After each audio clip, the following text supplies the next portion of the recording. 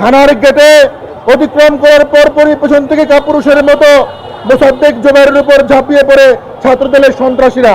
আমরা অবিলম্বে শিক্ষার্থী সাংবাদিকদের উপর হামলাকারী সন্ত্রাসীদের গ্রেপ্তারে নিশ্চিত করতে হবে বলে দাবি জানাচ্ছি। অন্যথায় কঠোর আন্দোলনের মাধ্যমে প্রতিটি আঘাতের জবাব ছাত্র জনতার সঙ্গে নিয়ে এই জুলাই ঐক্য জবাব দেবে ইনশাআল্লাহ। 24-এর গণঅভ্যুত্থানে যখন খুনি হাসিনা কারফিউ জারি করে তখন জুলাই ঐক্যের সংগঠক মোসাদ্দেক আলী ইবনে মোহাম্মদ নেতৃত্বে সেই কারফিউ ভেঙে পল্টনে বিক্ষোভ করা হয়, যেখান থেকে পরবর্তীতে হাসিনার পালিত পুলিশ নামক সন্ত্রাসীরা তাদের গ্রেফতার করে।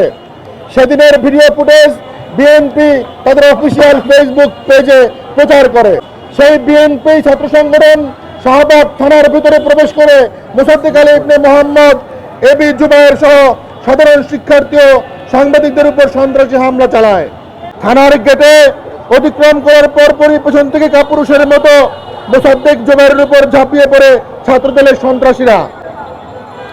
2006 সালের 28 অক্টোবরে যেভাবে ছাত্রলীগের সন্ত্রাসীরা মানুষের লাশের উপর নৃত্য করেছিল, ঠিক একইভাবে মোসাদ্দেককে মাটিতে ফেলে তার উপর হামলা চালানো হয়। জুবায়েরের উপর 4 বার হামলা চালানো হয়।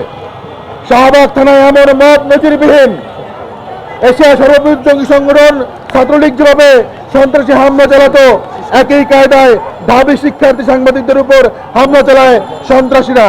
আমরা অবিলম্বে গণঅভ্যুত্থানের সংগঠক মোসাদ্দেক আলী ইবনে মোহাম্মদ, এবি জুবায়ের শিক্ষার্থী সাংবাদিকদের উপর হামলাকারী সন্ত্রাসীদের গ্রেপ্তারে নিশ্চিত করতে হবে বলে দাবি জানাচ্ছি।